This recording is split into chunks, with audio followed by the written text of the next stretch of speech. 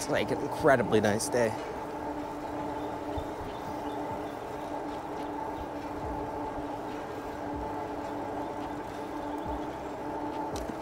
Made it up here to the Beaver Creek Station. I know where we are. Yep, we're right here. That is the 9/11 memorial, guys. Piece of the supporting beam that we collected and put up here in Beaver Creek. That's really nice. Little memorial.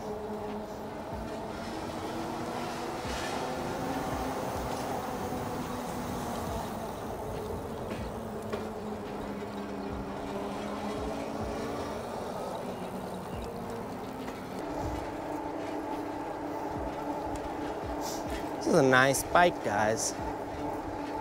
This is the Engine Engwe. It is nice. A nice bike. A smaller bike than we rode last time.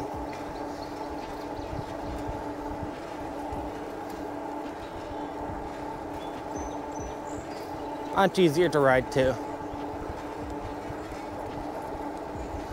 Do not want to run over any babies or dogs or people, but mainly the dogs and the babies. So I'm gonna be careful here.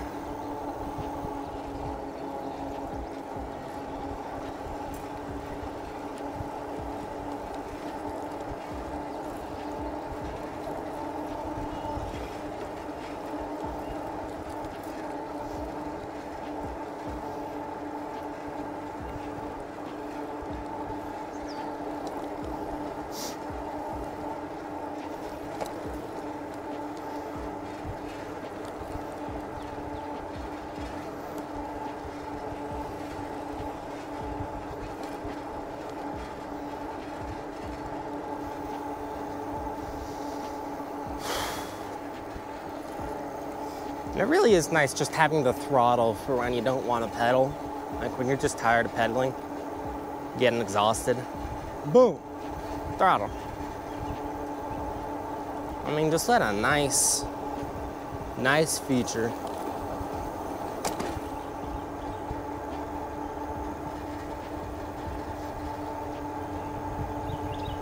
But you do go faster when you pedal, so there's kind of an advantage to it.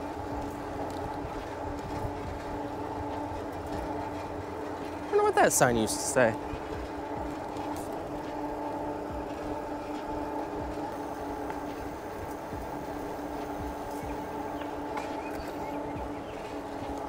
Jeez, bug just flew right into the side of my head. Lucky it didn't go through my ear. I would have sucked.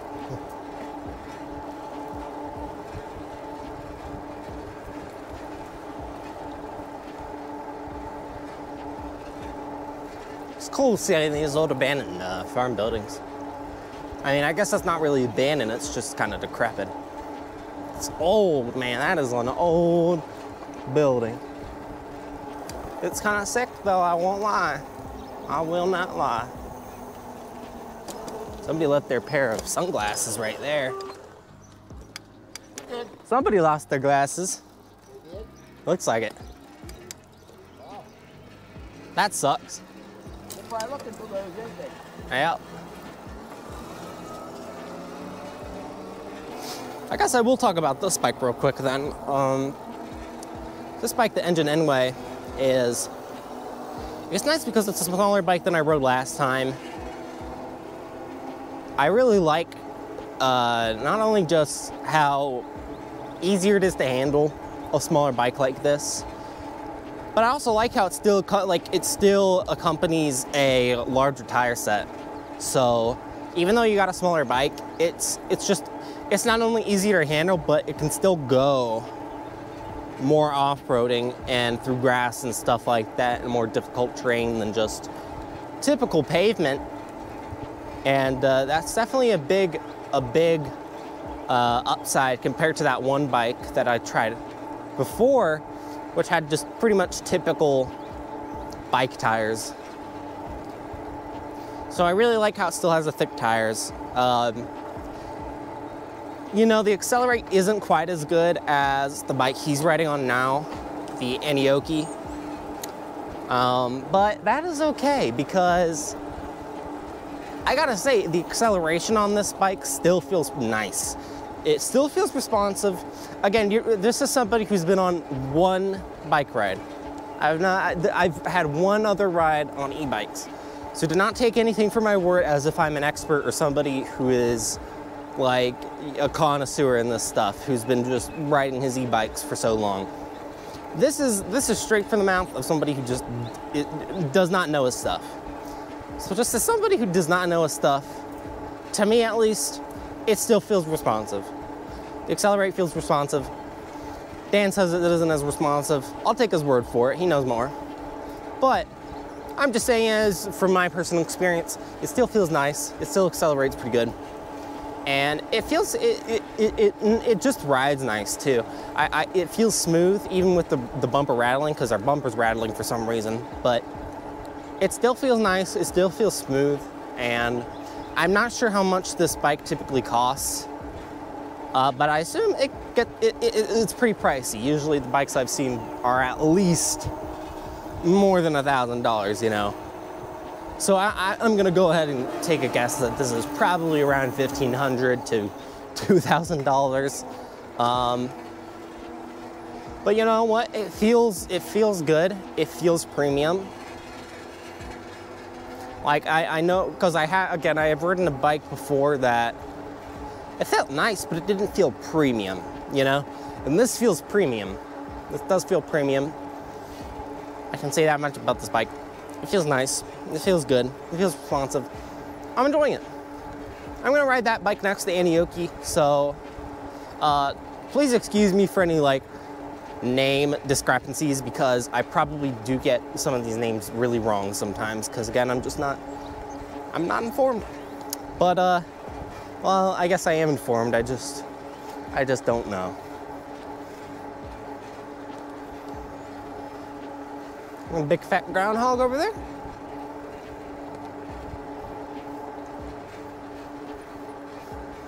Groundhogs are cute, man.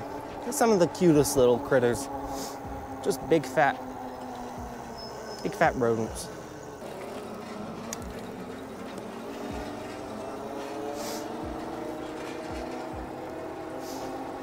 Yeah, I was just talking about how he gets with the editing. Downtime and whatnot. That's typically for, you know, when we're not talking the video or we're like hung up on a word, that's when it's good to edit out those bits. That's what I typically do. That's what you're looking out for when you're editing. Like all of this stuff will more than likely go into the video because it's actually, you know, I'm something of substance to it and we're actually talking about stuff. But I can tell you guys for a fact there's absolutely plenty of time off camera that you guys aren't seeing. That's just dead silence, enjoying the ride, nothing going on, nothing to talk about. Pretty typical, pretty typical. But you guys will see all the interesting stuff where we talk and all the interesting views we see. Because there's a lot of cool stuff out here. That's one thing I like about going out and riding is just how much, I don't know, I don't know if you really call it cool, but it's cool to me. Like that old decrepit building back there was cool to see. So, yeah, it's nice going out here and just seeing stuff you typically don't see because you're just not driving around those areas all too much. At least I don't, because again, I just don't go out a whole lot. I'm very much an indoor person. I like video games. I play video games.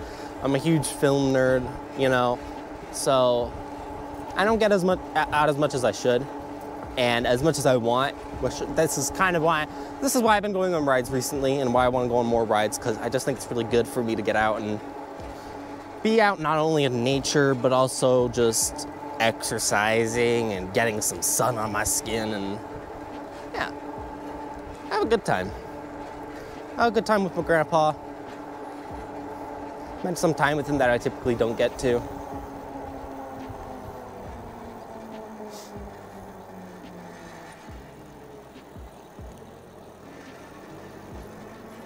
And we're over at Killcare, folks. If you don't know what Killcare is, it is a racetrack over here.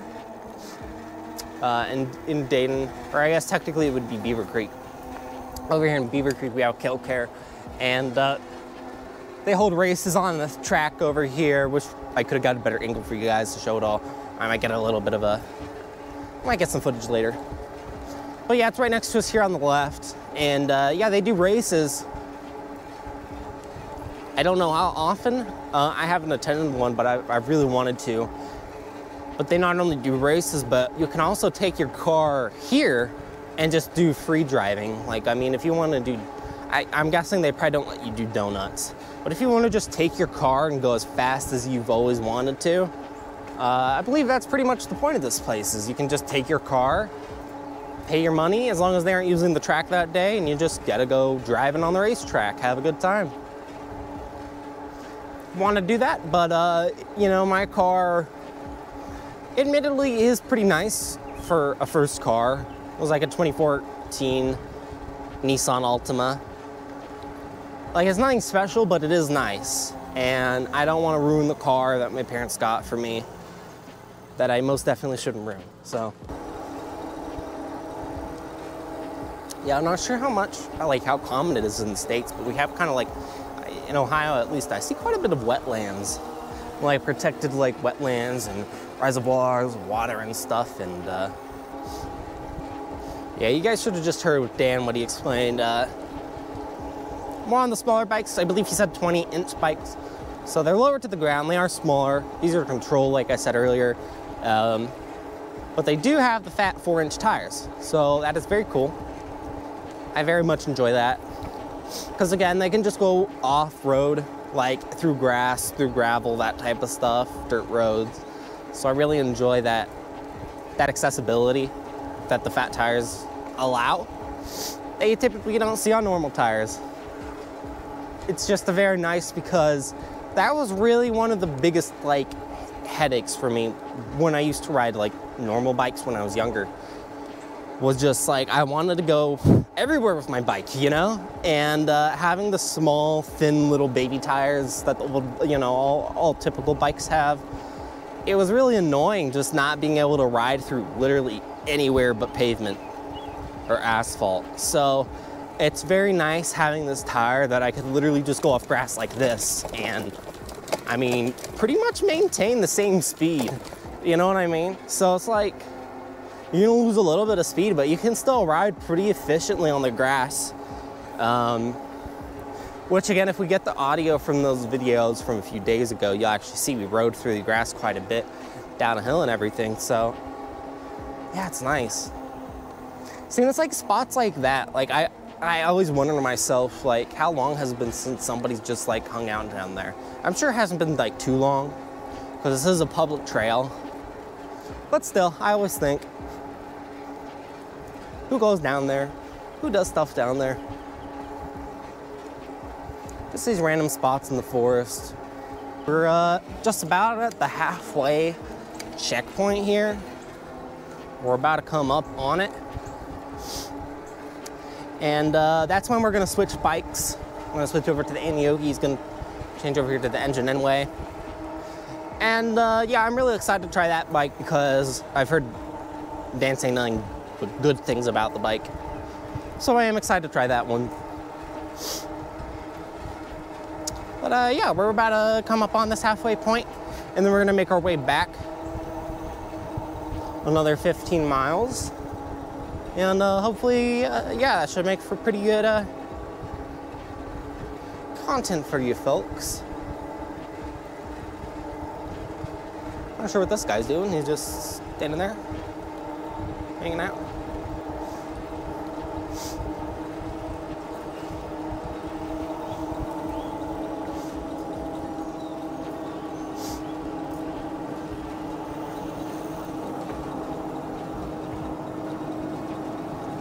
Adam's Place, welding fabrication. So guys, we're pretty much in Xenia here now. If Xenia sounds familiar at all, that is because a huge F5 tornado swept through here, wrecked a majority of this town back in 1974. In fact, it was one of the, it was so large, one of the largest tornadoes that it was one of the two, I don't want to get this mixed up, but I believe one of the only two in history tornadoes to ever be considered to be classified as an F6 tornado. Which, that was back in the old Fujima scale. Now we have the enhanced Fujima scale. That's why you used to hear like F3, F4s, and now you hear EF4, EF5. That is because they changed it. They revised the whole system. It went from the Fujita scale to the enhanced Fujita scale. And yeah, back when Dr. Fujita was still alive and they were doing the classifications, the tornado that swept through here in 1974 was one of the few that they had classified as an F6, because Dr. Fujima always believed that an F6 was possible, and F6 of course just meant pretty much just unreasonable destruction, like a level of destruction, just incomprehensible levels of destruction, just tearing everything up. That is pretty much the meaning of an F6. And again, Dr. Fujita, when he was alive, he always thought it was possible. He always thought it was definitely going to happen at least one day. And he thought that tornado was one of them. And again, at first it was. It was originally classified as an F6, but later on it was, unfortunately, or fortunately, depending on who you ask, it was downgraded to an F6, which is still nothing to scoff at, still definitely huge, but still, the fact that it was classified in F6 at one point is crazy. Been right up here on this building before. Never been next to it really, but it's an old building. It's definitely cool, and we're at our halfway point here. This is actually where we're gonna stop, and Hello everyone, this is Dan. You've heard me enough over the past 2 years, and Adam did a great job. It's really hard to do a lot of audio and think about things to say, but you know, you can talk about anything, and it's kind of refreshing to see somebody else be able to do that, and I'm just enjoying the ride. Learned a little bit about some tornadoes and some cryptids in the area. Yes. So thought we'd bring a little bit of interesting, you know, whatever. Yeah, just whatever, and that's what bike rides are about. They don't have to be always about the bikes. But yeah, again, this is the Anioki AQ177 Pro Max. This has got a 60 amp hour battery. This battery is down in here. It weighs 30 pounds. 30 pounds, huge. 100 miles. 100 miles to 200 miles. If you go in pedal insane. assist 2, I was in pedal assist 3, 15 miles, and I did not budge one bar. Yeah, and we went on your bike. We went that, and mine went only about to 98%. So that's pretty good. Good this charge. Has got this little carrying thing where you can have a rider, but you can see there's no pegs on here. That's messed up. It's kind of messed up, isn't it? I'm wondering if they just think you screw one on there. You could screw them on both ends. Yep. This has got a 750 watt rear hub motor. It's got pedal assist 1 through 5. It's got DY Island hydraulic brakes. Double crank set here, double chain ring you might call it, guards. Very fun bike to ride. And let's talk about the other one here real quick. This has also got 20-inch by 4-inch fat tire bikes, CST BFTs. And we'll talk about the bike Adam was riding here. This is called an Engwe Engine Pro. This is a dual battery setup. 50 watt rear hub motor, double chain ring. It's got Altus derailleur. See this little guard here? That's perfect around these, because if you dump this bike without this guard, you're going to tear that derailleur up. We've already done that on the side rusher Komodo. Jeez. So that's a pet peeve of mine that companies put these on here. It's got dual suspension on this bike. You got front suspension, and then you got your rear suspension right here. So they did a nice job how they put that in the frame like that. Yeah, I could feel the difference. Yes, nice bike rack on here. This battery, you actually have to have this bike rack for this battery. It's actually built for this bike rack. So, yeah, you can either turn this off or turn it, but I have this on at the same time when I'm riding. But yeah, it's a fun bike to ride. We're going to switch bikes going back, but we won't be taping because there's not much of the battery. A little bit left, but not much. But yeah, Adam, tell me what you thought about the 15 miles now. We've come as far as today as we did the total ride last time. Really? Okay. Pretty much. Yeah, so it's nice just being able to go straight forward and just get through it. 15 miles, it's nice exercise. Good exercise. It's nice just to be outside and see stuff. I mean, you know, we're 15 miles in, and everything, you always see something different on the trail. Yeah, you do.